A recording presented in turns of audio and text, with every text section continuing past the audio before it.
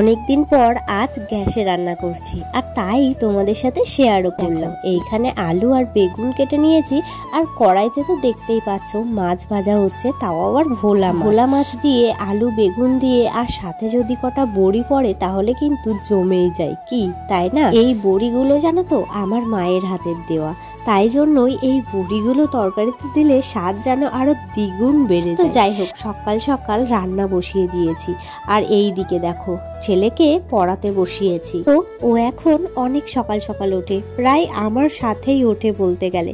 ওই যে আমি উঠি তখন একবার ডাকলে না ও উঠে ব্রাশ করে এই যে বসেছে পড়তে। ওকে একটু পড়তে বসালাম। সকালবেলা আমার খুব একটা পড়তে বসানো হয় না, কারণ সকালটা আমার খুবই চাপের মধ্য দিয়ে কাটে, তোমরা তো জানো। ওকে পড়াতে পড়াতে আমি রান্না বান্না সারলাম, তোমাদের দাদা ভাই খেয়ে দিয়ে বেরিয়ে গেল, আর এখন আমি রেডি হয়ে গেছি, দেখে তো বুঝতেই পারছো।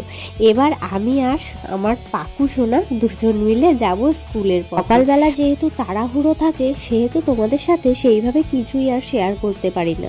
তো যাই হোক, এদিকে দেখতে পাচ্ছ সাইকেল নিয়ে বেরিয়ে পড়েছি, যাচ্ছি আমি আর ছেলে দুজন মিলে। আমি না এই ভিতরের রাস্তাটা দিয়েই যাওয়া আসা করি, কারণ এই স্কুলের টাইমটায় মেন রোডটা এতটা পরিমাণে ভিড় থাকে যে সেই রাস্তা দিয়ে যাওয়া আমার পক্ষে অসম্ভব হয়ে দাঁড়ায়। ভীষণই ভিড় থাকে স্কুল টাইম মানে, বোঝোই কতটা ভিড় হয় রাস্তায়। তো এই ভিতরটা দিয়ে গেলে আর একটাও সুবিধা হয়, যেটা হচ্ছে রাস্তাটা তো ফাঁকা থাকেই, এবং যেতে গেলে ওর একটা বন্ধুর বাড়ি পড়ে, শ্রেষ্ঠাদের বাড়ি। নয় অ্যাকচুয়ালি বান্ধবী। তো ওরা দুজন একসাথে স্কুলে যায় আর ভীষণ মজা করে জানো তো। রোজই আমি যখন বাড়ি থেকে বেরোই তখনই আমার ছেলে আমাকে বলে, মা ভিতর দিক দিয়ে যাবা তো, মা শ্রেষ্ঠাকে দাঁড়াতে বলেছো তো, শ্রেষ্ঠার মাকে দাঁড়াতে বলেছো তো। একে ভিতর দিক দিয়ে গেলে আমার সুবিধা হয়, ওই যে রাস্তার ভিড়টা আমাকে আর ঠেলতে হয় না।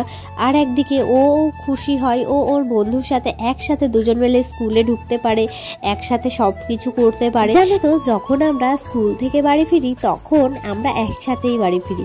কোনোদিনও যদি আমি মেন রোড দিয়ে আসি তাহলে শ্রেষ্ঠাও মন খারাপ করে, আমার ছেলেও মন খারাপ করে।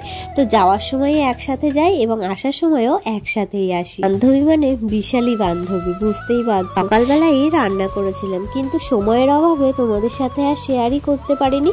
তো দেখতেই পেলে মাছের ঝোলটা কত সুন্দর দেখতে হয়েছিল, আর খেতেও কিন্তু দারুণ হয়েছিল। দুজন মিলে একটু শুয়েছিলাম, আর দেখো সন্ধ্যা হয়ে গেছে, ওকে পড়ানোও হয়ে গেছে। এখন ও তোমাদেরকে ওর স্মার্ট ওয়াচটা একটুখানি দেখাচ্ছে। তো দেখো, কেউ যদি আমার এই ভিডিওটা লাস্ট অবধি দেখে থাকো তাহলে অবশ্যই কমেন্টে জানিও।